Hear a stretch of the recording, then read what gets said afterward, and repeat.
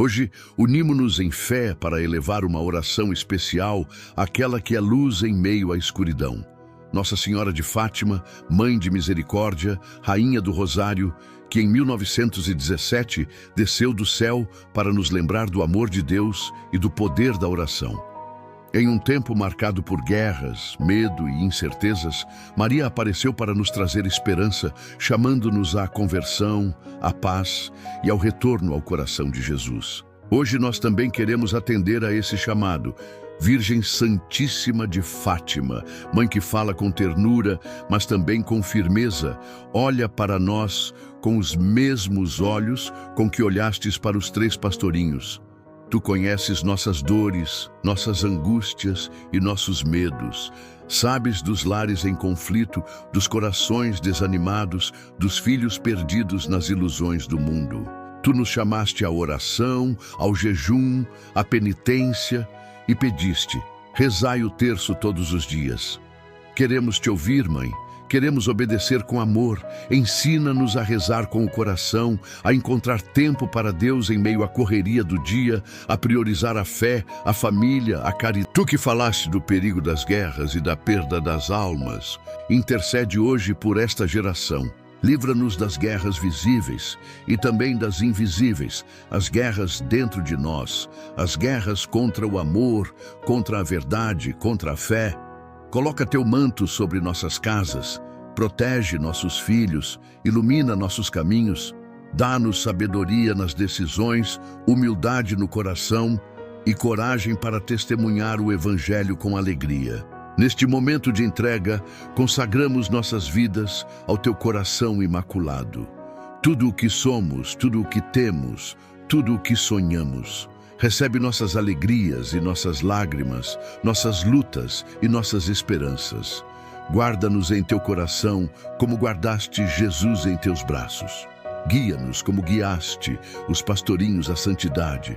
Nossa Senhora de Fátima, não nos deixes desviar nem desanimar. Fica conosco em cada passo.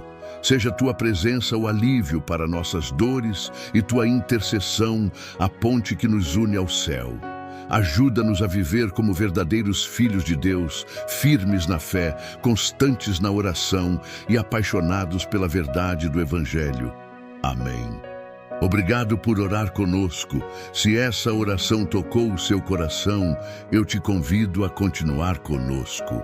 Logo em seguida, vamos compartilhar a história inspiradora de Nossa Senhora de Fátima, que vai fortalecer ainda mais a sua fé e renovar a sua esperança. Fique até o final. Essa mensagem pode ser exatamente o que a sua alma precisa hoje. Vamos juntos? O ano de 1917 chegava e a Europa se encontrava envolta em um manto de fumaça, sangue e silêncio. As trincheiras se estendiam como cicatrizes abertas na pele da terra, enquanto os canhões não descansavam nem mesmo sob a chuva. Em um mundo que parecia ter se esquecido de Deus, os impérios vacilavam e os reinos caíam um após o outro como folhas secas arrastadas pelo vento da desesperança. Portugal, isolado dos campos de batalha, mas ferido pelo espírito do conflito, vivia seu próprio colapso interior. A monarquia havia sido derrubada poucos anos antes, a igreja perseguida e os templos profanados em nome de uma nova razão sem fé. O camponês trabalhava sob céus incertos e a criança rezava sem entender totalmente por que seu pai não retornava do fronte. O inverno das almas pairava sobre as nações. Foi então que, no profundo centro de Portugal, entre sobreiros e colinas de oliveiras, o céu escolheu um lugar sem nome, humilde e esquecido, para proferir uma de suas palavras mais poderosas. No vilarejo de Aljustrel, mal uma mancha de casas de pedra nos mapas, 3 crianças pastores, Lúcia, Francisco e Jacinta, cresciam entre rebanhos, rosários e segredos que só os santos conhecem. Ninguém teria apostado nada por eles. Não eram filhos de reis nem eruditos. Não tinham livros, nem voz, nem poder. Mas o céu não escolhe de acordo com as medidas do mundo. e onde o homem vê insignificância, Deus planta a eternidade. Eles, sem saber, estavam destinados a carregar o peso de uma revelação que tocaria séculos e reinos, corações de poderosos e orações de penitentes. A história de Fátima não começa com trombetas ou relâmpagos, mas com o murmúrio do vento entre os campos de trigo e com 3 olhares inocentes voltados para o sol do meio-dia. Foi no silêncio daquelas colinas, na cova da Iria, que a terra tremeu pela voz de uma senhora vestida de branco, mais resplandecente que o sol. Desde aquele instante, o tempo pareceu se curvar diante do mistério. O mundo não soubera disso então, mas algo havia mudado. A rainha do céu havia descido, não com espada, mas com um rosário entre as mãos, não com julgamento, mas com uma súplica, penitência, oração, reparação. Um novo capítulo se abria para a humanidade, e sua primeira página foi escrita com lágrimas, luz e silêncio. Esta é a história daquela mulher mais pura que a alvorada, que escolheu a terra dos humildes para falar ao coração do mundo. Esta é a história de Fátima, onde o céu se tornou próximo e onde o sol dançou diante de milhares de olhos para confirmar que a luz não será vencida pela noite. No coração de Portugal, onde os caminhos de terra se perdem entre colinas verdes e pastos salpicados de flores silvestres, erguia-se o pequeno vilarejo de Aljustrel, como um sussurro de um tempo parado.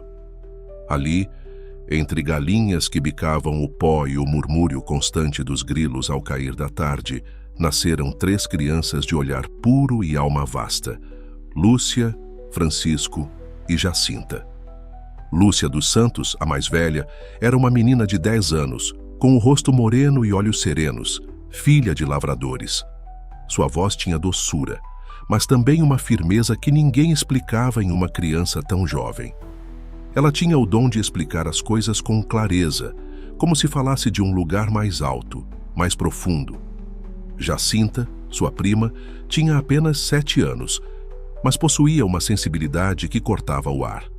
Chorava com facilidade, cantava com devoção e rezava como se visse quem invocava. E Francisco, irmão de Jacinta, era quieto como os mais velhos da aldeia, contemplativo, quase ausente, mas com um sorriso que brilhava como o reflexo da água ao amanhecer. Os dias passavam entre o campo, cuidando das ovelhas sob o sol. Entre brincadeiras, rosários e canções simples, os 3 compartilhavam um mundo invisível que apenas os puros de coração podem perceber. Às vezes, ao pé de um oliveiral, Lúcia contava histórias de santos e mártires, enquanto Francisco tocava sua flauta feita à mão e Jacinta colhia flores para oferecer à Virgem na capela do vilarejo. Foi em um desses dias de primavera, quando o céu parecia mais azul do que nunca, que algo mudou. Lúcia, sussurrou Jacinta enquanto colhia margaridas. Você sentiu isso? A menina levantou os olhos. O ar tinha mudado. Não era mais a brisa habitual do campo, mas um silêncio que parecia descer do alto, envolvendo tudo com uma quietude sobrenatural. Francisco, que observava o horizonte, apontou com o dedo. Ali, murmurou ele. Olha, à frente do maior sobreiro, uma figura luminosa se formou, branca como a neve, mais clara que o sol. Não era humana, mas também não causava medo. Era um jovem belo, de rosto impossível de descrever, que irradiava pureza e solenidade. Ele não falava com palavras, mas com uma linguagem que se sentia na alma. Era o anjo da paz. Ele se ajoelhou e, inclinando a cabeça ao chão, disse com voz grave e amorosa: Orem comigo. E ensinou-lhes esta oração: Meu Deus, eu creio, adoro, espero e amo-vos. Peço perdão por aqueles que não creem, não adoram, não esperam e não vos amam. Os 3, sem entender completamente o que viviam, sentiram-se envoltos em uma presença tão forte que mal podiam se mover. O tempo parecia ter parado. O anjo se despediu prometendo voltar, e com um sopro, desapareceu como o orvalho ao amanhecer. Nos dias seguintes, guardaram o segredo com zelo. Quem poderia entendê-los? Que adulto acreditaria que um anjo descia sobre a cova da Iria para ensiná-los a orar e a sofrer em reparação pelos pecados do mundo? Mas não foi a última visita. Ao longo do ano de 1916, o anjo voltou mais 2 vezes. Em uma delas, ofereceu-lhes a sagrada hóstia e ensinou-lhes a comunhão espiritual, preparando-os, sem ainda dizer, para algo maior. Algo que viria do céu e que o mundo inteiro acabaria por conhecer. Lúcia chorava após cada encontro. Jacinta ficava em silêncio por um longo tempo e Francisco se afastava sozinho para rezar, contemplando as árvores como se nelas pudesse ver a eternidade. Uma tarde, enquanto descansavam junto a um riacho, Jacinta rompeu o silêncio. Lúcia, você acha que a Virgem também virá? Lúcia hesitou. Aquela ideia a visitara em sonhos, mas ela temia dizê-la. Se Deus quiser, talvez nos diga o anjo. Francisco, sem tirar os olhos da água, acrescentou em voz baixa. Eu não preciso saber. Basta que ela venha. Assim passaram os dias, entre a inocência da infância e a sombra de um mistério que crescia como um fogo suave em seus corações. Algo se aproximava. Algo imenso, terrível e belo, como só o que vem do alto. E no céu de Fátima, a história começava a escrever sua primeira linha com tinta de luz. No dia 13 de maio de 1917, o amanhecer foi ameno e claro, como se o céu estivesse segurando a respiração. Na cova da Iria, onde a grama crescia sob os passos das ovelhas lentas e a brisa tinha o cheiro de terra recém-laborada, os 3 pequenos pastores saíram como de costume, com suas mochilas de pão e queijo, mantas ao ombro e rosários nos bolsos. Lúcia caminhava à frente, cantando suavemente as ladainhas que sua mãe lhe havia ensinado. Francisco ia um pouco atrás, em silêncio, como se ouvisse vozes que não eram deste mundo. Jacinta, que pulava entre poças e flores silvestres, de repente parou. Lúcia, disse em voz baixa, você viu o céu? O céu, sem qualquer aviso, havia se tornado mais branco. Não era a cor habitual das nuvens, mas uma clareza diferente que inundava tudo sem cegar. O ar ficou denso, cheio de algo que não podia ser nomeado, como quando uma igreja se enche de incenso antes da missa maior. Então aconteceu. Acima do sobreiro mais baixo do campo, uma luz desceu como uma onda serena e pura. Dentro daquela luz, mais intensa que o meio-dia, mas sem ferir a vista, surgiu uma figura. Não era um anjo como antes, era uma mulher. Ela usava um manto branco que caía até seus pés, bordado com ouro. De suas mãos pendia um rosário, e seu rosto tinha a beleza do eterno, a doçura de uma mãe e a majestade de uma rainha. Ela estava envolta em uma luz que não vinha do sol. Lúcia, tremendo, foi a primeira a falar. De onde é a senhora? Perguntou com a voz trêmula, como a chama de uma vela. A senhora sorriu e sua voz, suave como a água em uma pedra antiga, respondeu: Sou do céu. Jacinta, com os olhos grandes e brilhantes, se apertou contra sua prima.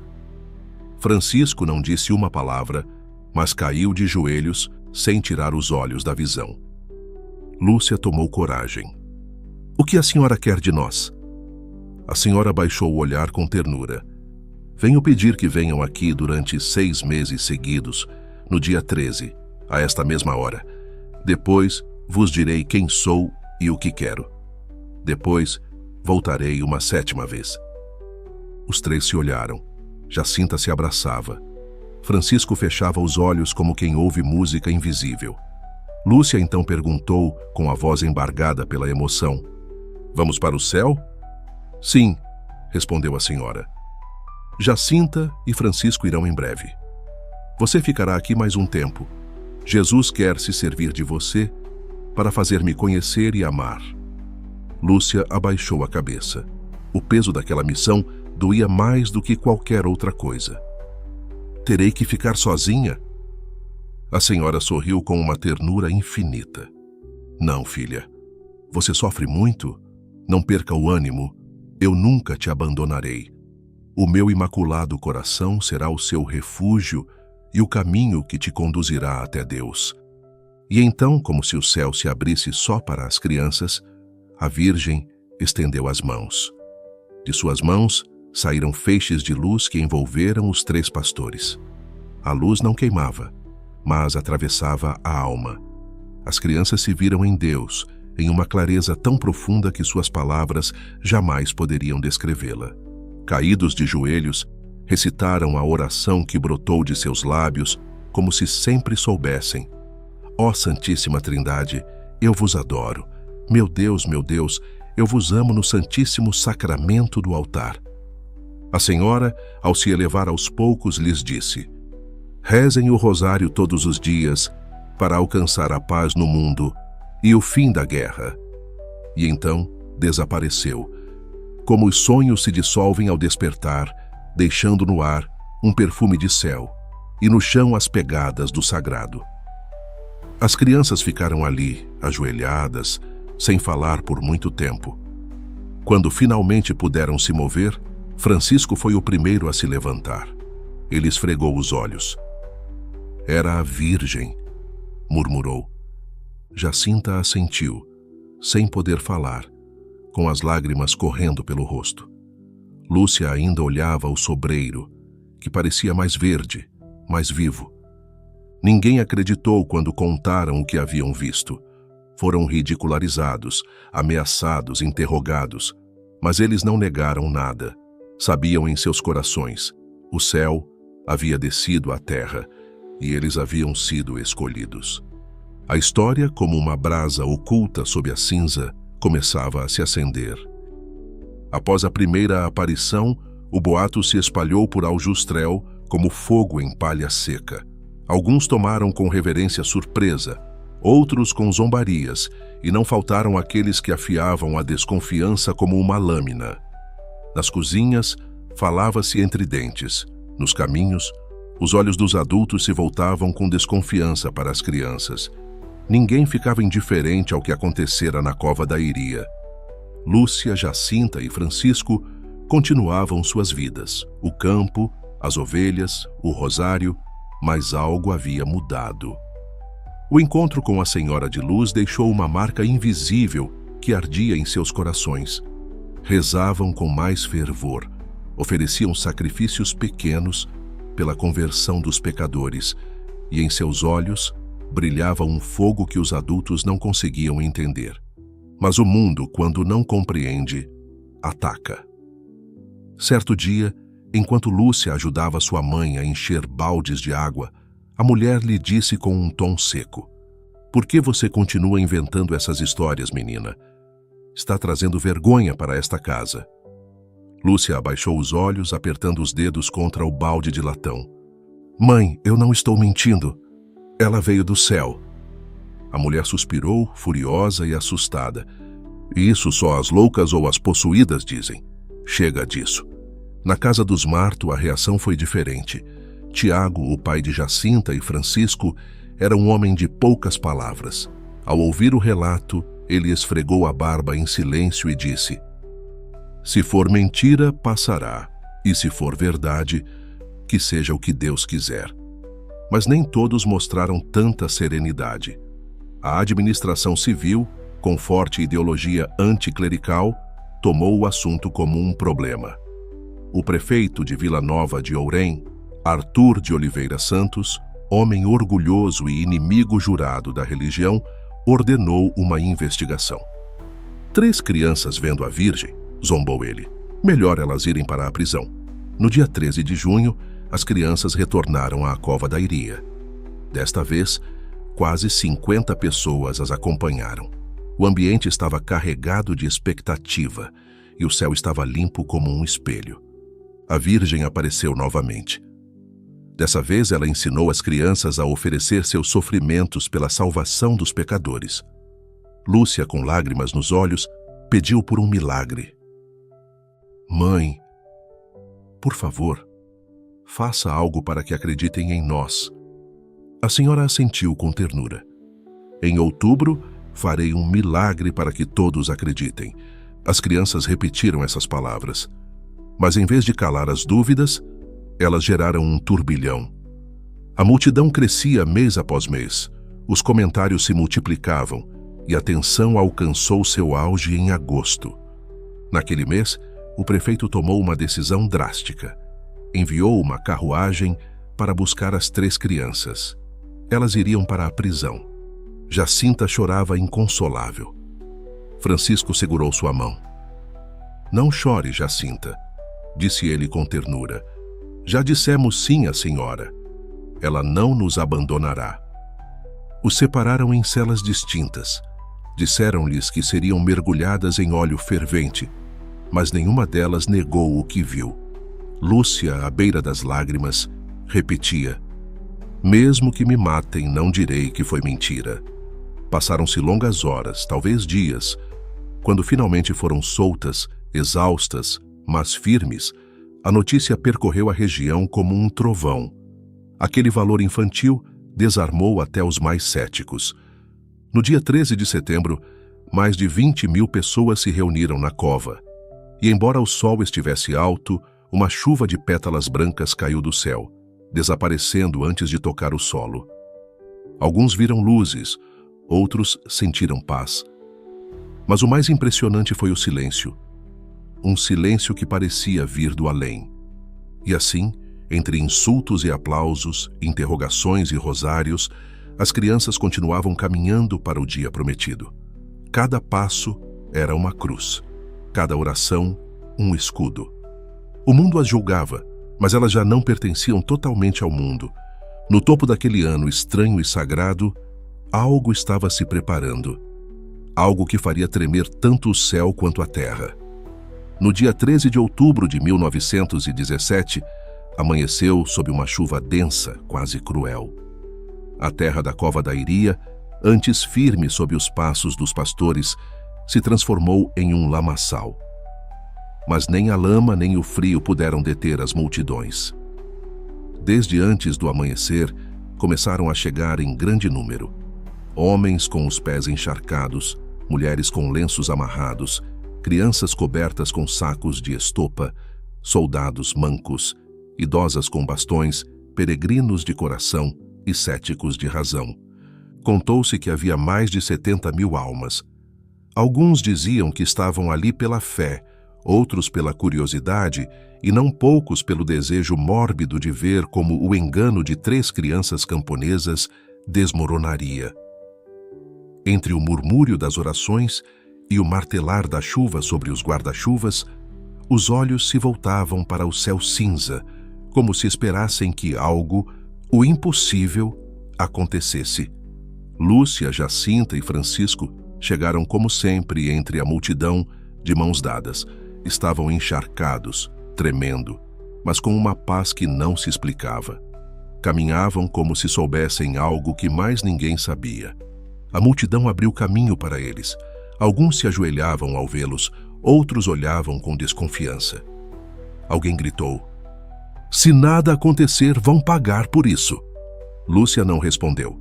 Subiu no pequeno montículo de barro, bem ao lado da encina. O vento levantava seu vestido, mas seus olhos estavam fixos no céu. Tirou o rosário do bolso e começou a rezar. As outras crianças a imitaram. Às 12 horas do meio-dia, hora solar, um silêncio caiu de repente como um manto. O campo, antes cheio de vozes e risos nervosos, ficou suspenso. Nenhum zumbido, nenhum murmúrio. E então, ela voltou. A senhora vestida de branco apareceu sobre a encina, mais radiante do que nunca, mais serena do que a aurora. Lúcia levantou a voz, atravessada pela luz. "O que quer de mim, senhora?" "Quero que construam uma capela aqui em minha honra", respondeu a Virgem. "Eu sou a Senhora do Rosário. Que continuem rezando o rosário todos os dias. A guerra vai acabar e os soldados voltarão logo para casa." Lúcia olhou para os presentes desejando que todos pudessem vê-la também, e perguntou como tantas vezes antes: "Pode fazer um milagre para que todos acreditem?" A senhora estendeu as mãos, e naquele instante a chuva cessou. E aconteceu. O céu, que até então estava coberto, se rasgou de repente. As nuvens se abriram como se uma mão as tivesse afastado. O sol apareceu, mas não era o sol comum. Não era fogo, mas uma esfera de prata polida que podia ser olhada sem queimar os olhos. Então começou a dançar. Girava sobre si mesma como uma roda de fogo, lançando luzes de todas as cores: vermelho, azul, verde, violeta, dourado. Cada cor pintava a terra, os rostos, as árvores, como se o mundo estivesse mergulhado em uma visão celestial. Depois parou por um instante e caiu. Sim, caiu. O sol, envolto em fogo, desceu em direção à terra como uma estrela que cai. O povo gritou. Alguns se ajoelharam com os braços abertos, outros se abraçavam chorando. Alguns confessavam seus pecados em voz alta. Muitos pensaram que o fim do mundo havia chegado. "Meu Deus, perdão!" gritou um soldado. "Perdoa minha alma!" Os segundos se tornaram eternos. O ar ardia sem queimar. E justo quando o astro parecia tocar a terra, ele parou. Tremeram no ar. Depois, subiu lentamente girando e voltou para o seu lugar no firmamento. Tudo durou cerca de 10 minutos, mas ninguém jamais esqueceria. Quando o povo recobrou a fala, descobriram algo mais. Suas roupas, que estavam encharcadas há horas, estavam completamente secas. A lama se endureceu. O campo exalava o cheiro da primavera. Os testemunhos, tanto de crentes quanto de ateus, não souberam o que dizer. O que haviam presenciado não tinha nome nem explicação. Só restou o tremor nos ossos e a certeza na alma. Lúcia, Jacinta e Francisco olhavam ainda o céu aberto. Sabiam que aquilo não era o fim. Era uma confirmação. "Ela cumpriu", disse Francisco em voz baixa. "Agora é a nossa vez." E assim, em um canto esquecido de Portugal, o sol dançou para testemunhar que o céu havia falado, e que a voz que desceu era a de uma rainha, cujo coração seria refúgio para os séculos vindouros. Após o milagre do sol, o mundo nunca mais foi o mesmo para os 3 filhos de Aljustrel. A notícia se espalhou como um rio transbordante, em jornais, púlpitos, cafés, mercados. Mas enquanto os homens discutiam, investigavam ou zombavam, algo mais profundo acontecia dentro de Francisco e Jacinta. Era como se uma chama tivesse se aceso no mais fundo de seus corações, e essa chama os consumia com doçura. Francisco falava pouco, cada vez menos. Ele costumava se retirar em silêncio para o monte, levando consigo o seu rosário. Sentava-se entre as oliveiras ou na entrada da ermida e rezava por horas, contemplando o que só ele podia explicar com os olhos. Quando Lúcia lhe perguntava o que ele fazia sozinho por tanto tempo, ele respondia com sua voz pausada: "Quero consolar Jesus. Ele está tão triste pelos pecados do mundo." Jacinta, por sua vez, também havia mudado. Seu olhar estava mais profundo, mais sério. Rezava quase sem descanso. Frequentemente oferecia seus pequenos sacrifícios, recusava doces, dormia sem coberta, suportava em silêncio as repreensões. Quando perguntavam o porquê, ela respondia: "É pelos pecadores, para que não vão para o inferno." Lúcia a ouvia comovida. Um dia, enquanto os 3 crianças recolhiam lenha, Jacinta parou de repente. Suas bochechas estavam pálidas. "Lúcia", disse com a voz baixa, "a Virgem me falou esta noite." Lúcia se virou expectante. "O que ela te disse?" "Que vou morrer em breve, mas que vou sofrer muito antes, e que oferecerei essa dor pelos pecadores." Lúcia ficou sem palavras. Olhou para a prima com uma mistura de ternura e espanto. Jacinta, no entanto, não mostrava medo. Apenas uma paz serena, como se já vivesse além desta terra. Pouco depois, Francisco adoeceu. Era o ano de 1918. A gripe espanhola, aquela sombra escura que atravessava a Europa após a guerra, chegou também a Aljustrel.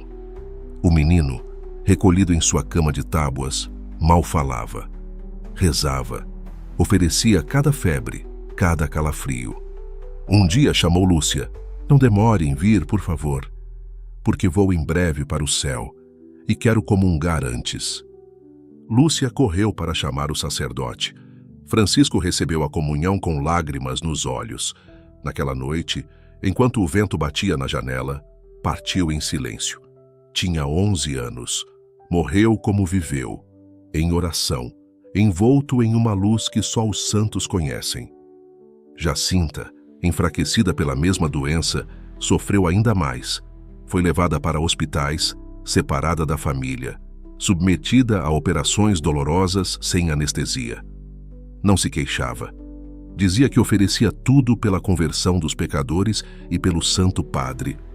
Em um de seus últimos dias em Lisboa, no hospital onde estava sozinha, pediu um confessor. Mas o sacerdote não chegou a tempo. Morreu sem poder comungar, com o rosto voltado para a janela. "Vê essa luz, Lúcia", havia dito em uma de suas visões. "É o Imaculado Coração de Maria que me chama." Ela tinha apenas 9 anos. Os 2 pastorzinhos, simples como o trigo que cresce sem ser visto, foram recolhidos pelo céu como ofertas puras. Não com honrarias ou títulos, mas com a doçura reservada àqueles que amaram sem medida. Lúcia, ao ficar sozinha, sentiu o peso do mundo sobre seus ombros, mas também soube, com uma certeza que não podia ser explicada, que a história não tinha terminado. Só tinha acabado de começar. Os pequenos mártires de Fátima não morreram em vão. Semearam com seu sangue invisível o caminho que levaria milhões ao coração da rainha que os havia visitado.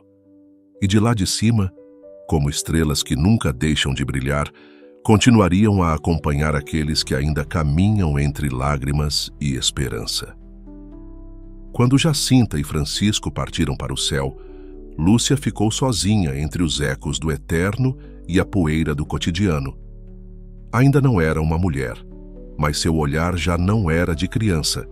Tinha 12 anos e sobre seus ombros pesava o segredo de Fátima, como se carregasse em seu peito o sussurro de Deus guardado em uma caixa que ninguém mais podia abrir.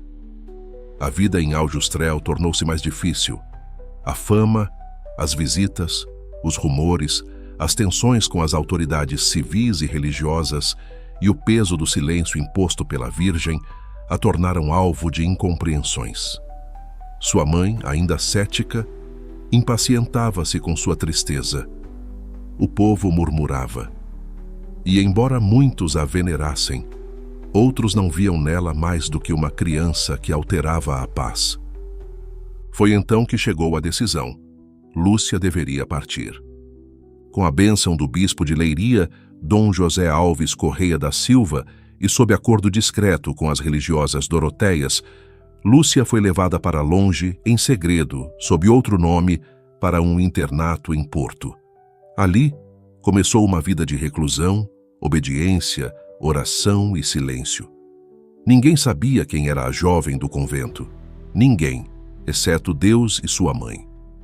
Os anos passaram e o fogo dentro dela não se apagava. Pelo contrário, ardiam ainda mais. Em 1925, Lúcia recebeu outra visita do céu.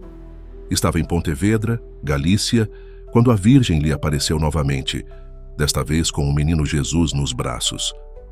Era o chamado à devoção reparadora dos primeiros sábados, com a promessa de consolo para o Imaculado Coração. "Olha, minha filha", disse Maria, com voz grave e maternal. "Veja meu coração, rodeado de espinhos que os homens ingratos me cravam sem cessar, com blasfêmias e falta de gratidão. Tu, ao menos, consola-me." Lúcia caiu de joelhos. O menino também falou com voz grave e clara. Tenha compaixão do coração da sua Santíssima Mãe. A consigna era clara: confissão, comunhão, rosário e 15 minutos de meditação nos 5 primeiros sábados consecutivos, oferecidos como reparação. Era o remédio do céu para a ingratidão da terra. E não seria a última vez.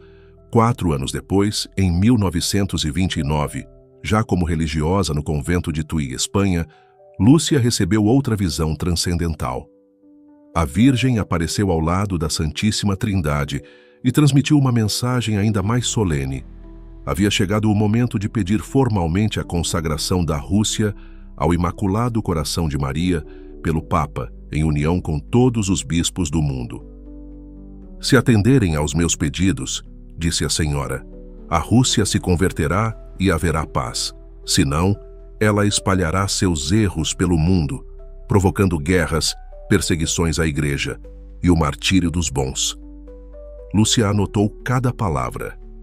Mas, quando as apresentou à hierarquia eclesiástica, encontrou silêncio, atrasos, ceticismo e burocracia. A espera tornou-se penitência. Passaram-se anos, décadas. Lúcia tomou o hábito carmelita em Coimbra, sob o nome de Irmã Maria Lúcia do Imaculado Coração. Em sua cela de paredes brancas, tecia rosários e escrevia com tinta azul em cadernos sem margens. Vivia na sombra, sem voz pública, enquanto o mundo ardia em guerras e tensões. Durante todo esse tempo, os segredos de Fátima, especialmente o chamado Terceiro Segredo, eram objeto de controvérsia. Seria um anúncio do fim do mundo? De uma crise dentro da Igreja? De uma profecia selada? Lúcia permanecia em silêncio. Só falava quando Roma o pedia, mas em seu coração, como numa custódia oculta, ardia a presença da Virgem e o peso de uma mensagem ainda incompreendida. O tempo, porém, não era seu inimigo. A obediência, seu escudo, o silêncio, sua espada. Da clausura, Irmã Lúcia acompanhou com oração o século mais turbulento da história.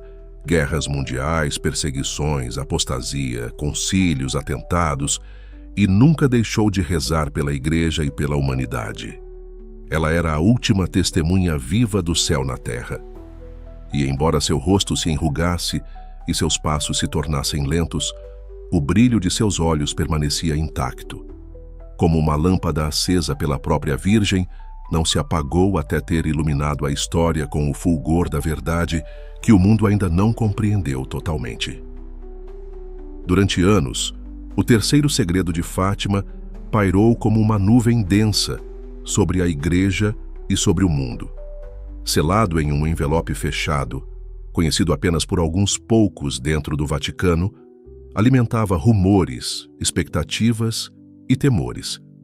O que continha aquela mensagem que a Virgem confiou a uma menina em 1917 e que deveria ser revelada depois de 1960? Lúcia, por sua vez, guardava o silêncio. Jamais pronunciava uma palavra além daquelas que lhe foram ordenadas. No convento de Coimbra, enquanto o mundo especulava, ela rezava. Permaneceu fiel à missão recebida dos céus, com uma serenidade que só a certeza de ter visto o rosto da Mãe de Deus pode proporcionar. O segredo havia sido escrito por sua mão em 1944, após uma noite de profunda angústia, quando a obediência se sobrepôs ao medo. Ela o entregou ao bispo de Leiria, sob a condição dada pela própria Virgem, que não fosse aberto até que chegasse o momento oportuno e, no mais tardar, após o ano de 1960. Os anos passaram. O mundo se estremecia entre guerras, revoluções, ameaças nucleares. A Igreja vivia seus próprios terremotos e a profecia, selada, aguardava. Foi o atentado de 13 de maio de 1981, o mesmo dia, hora e mês da primeira aparição, que desencadeou um novo giro na história. Na Praça de São Pedro, um disparo quase fatal feriu o Papa João Paulo II. Os médicos afirmaram que sua vida estava por um fio, mas o pontífice, após sobreviver milagrosamente, declarou. Uma mão disparou, mas outra guiou a bala. Essa outra mão, para ele, era a de Nossa Senhora de Fátima. No ano seguinte, o Papa visitou Fátima. Rezou longamente. Deixou a bala que havia atravessado seu corpo como oferenda, e em seu coração amadureceu uma decisão: revelar ao mundo o que tantos aguardavam. Em 2000, o Vaticano publicou o conteúdo do terceiro segredo. Não se tratava, como alguns temiam, de uma predição apocalíptica no sentido literal, mas de uma visão profética.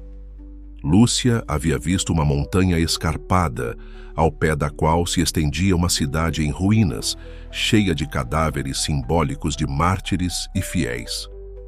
Um bispo vestido de branco caminhava com passo trêmulo entre os escombros, rezando pelas almas dos mortos, até cair abatido por disparos de armas e flechas, junto com muitos outros religiosos. Uma cena de dor, de provação, mas também de intercessão, de fidelidade. Não é um filme do futuro, explicou o então cardeal Ratzinger. É uma imagem simbólica do drama espiritual do século XX. A mensagem não falava de catástrofes inevitáveis, mas da necessidade de conversão. A batalha não era de bombas, mas de almas. O verdadeiro campo de combate era o coração humano. Lúcia, ao saber que o segredo havia sido revelado, não acrescentou uma palavra, mas em suas cartas posteriores confirmou o essencial: que a mensagem de Fátima não estava concluída na letra da visão, mas continuava viva no seu apelo à penitência, à oração, à consagração, à fidelidade ao Evangelho. Os homens buscavam datas, nomes, acontecimentos visíveis. A Virgem falava de almas, de sacrifícios escondidos, de rosários rezados em silêncio. A verdadeira batalha seguia seu curso, longe do barulho, mas perto do céu. E enquanto isso, Lúcia, a portadora do segredo, continuava escrevendo cartas com caligrafia simples, atendendo a peregrinos discretamente e oferecendo sua vida pela salvação do mundo.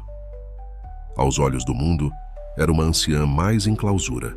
Aos olhos do céu, era o eco vivo de uma promessa que ainda não terminou de se cumprir. Por fim, o meu imaculado coração triunfará. Décadas se passaram desde aquela manhã em que o sol dançou sobre as colinas de Fátima.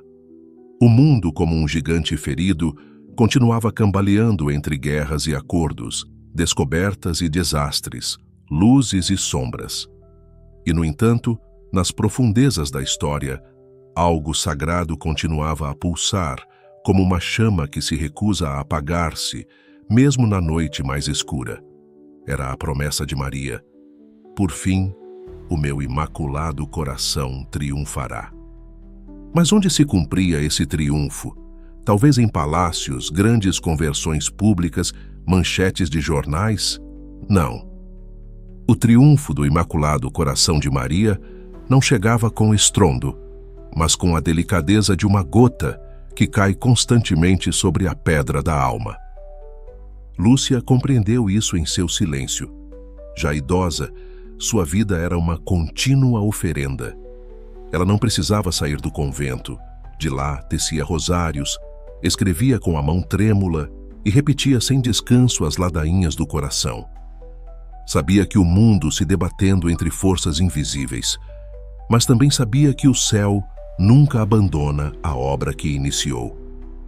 A devoção ao Imaculado Coração se espalhava, em pequenas igrejas e catedrais majestosas, em casas humildes, em famílias quebradas, em países perseguidos.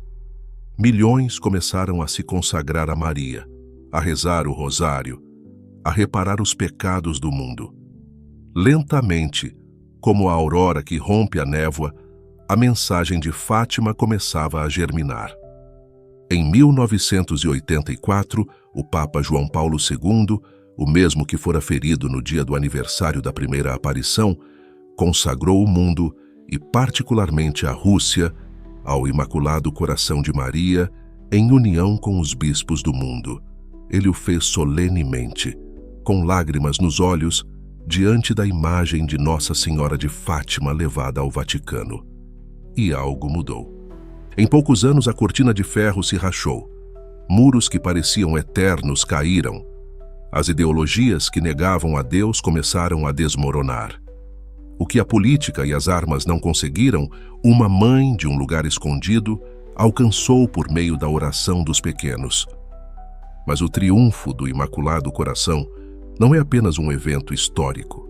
É uma batalha diária. Ocorre quando um pai volta a rezar o rosário com seus filhos, quando uma jovem consagra sua pureza, quando um idoso oferece seu sofrimento em silêncio, quando um coração se rende ao perdão, quando se vai ao confessionário, quando se abraça a cruz sem rancor. Fátima não passou. Fátima vive. E Maria continua esperando o sim de cada alma, esperando que os corações se refugiem no seu, como os filhos buscam abrigo sob o manto da mãe. Lúcia partiu para o céu no ano de 2005. Ela tinha 97 anos. Morreu em paz, envolta em oração, como uma lâmpada que se apaga lentamente após ter iluminado toda uma era. Mas antes de partir, deixou um eco que ainda ressoa. A conversão do mundo não virá por discursos, mas por corações que amem e repararem. Hoje, em Fátima, milhões de pessoas se reúnem todos os anos. Alguns buscam milagres, outros consolo, mas todos são chamados a algo mais profundo: fazer parte do triunfo de Maria, não como espectadores, mas como almas acesas. Porque o seu coração não triunfa com espadas, mas com rosários, não com tronos, mas com sacrifícios, não com barulho, mas com amor. E no final, quando a poeira do mundo se acalmar e as estrelas derem passagem à luz que não se apaga, se cumprirá o que a Senhora disse ao lado da encina: meu Imaculado Coração será o teu refúgio e o caminho que te conduzirá até Deus. Em algum canto do mundo, todos os dias, uma vela se acende diante de uma imagem da Virgem. Às vezes, é em uma catedral de mármore, outras em uma casa de barro, outras tantas no canto silencioso de uma cozinha. E enquanto a chama treme na penumbra, uma alma, uma só alma, se volta para o céu com um rosário entre os dedos. Fátima não é apenas uma data, nem um lugar, nem mesmo um milagre. Fátima é uma ferida aberta no tempo onde o céu se inclinou para tocar a terra. É um sino silencioso que não deixa de soar nos cantos da alma humana, chamando ao arrependimento, à oração, à esperança. A história de Lúcia, Jacinta e Francisco não foi escrita com tinta, mas com lágrimas, com sacrifícios oferecidos em segredo, com fidelidades ocultas aos olhos do mundo. Eles foram tochas acesas por uma rainha vestida de branco que desceu com uma mensagem simples e eterna: convertei-vos, rezai, reparai. Hoje, a cova da Iria é um santuário, mas o verdadeiro santuário é o coração que ouve o chamado. A mensagem de Fátima não terminou. A guerra não acabou, porque ainda arde nos corações o egoísmo, a indiferença, a soberba. Mas também arde a fé, a caridade, o fogo inextinguível dos que amam além de si mesmos. A Virgem de Fátima não prometeu um mundo sem sofrimentos. Prometeu um refúgio, um coração, o seu, imaculado, maternal, invencível. E sob esse manto, invisível aos olhos do corpo, mas tangível à alma que se abre, continua a marcha de todos os que, como Francisco, buscam consolar a Deus, como Jacinta, querem salvar os pecadores, como Lúcia, aceitam o peso do silêncio por amor à verdade. Não há fim nesta história, porque cada vez que alguém se ajoelha com um rosário, cada vez que se oferece um ato de amor oculto, cada vez que uma alma se rende ao coração de Maria, então Fátima recomeça. E a Senhora da Encina, do alto, sorri. Bem-aventurada Virgem Maria de Fátima, refúgio dos pecadores, consolo dos aflitos, esperança do mundo. Rogai por nós.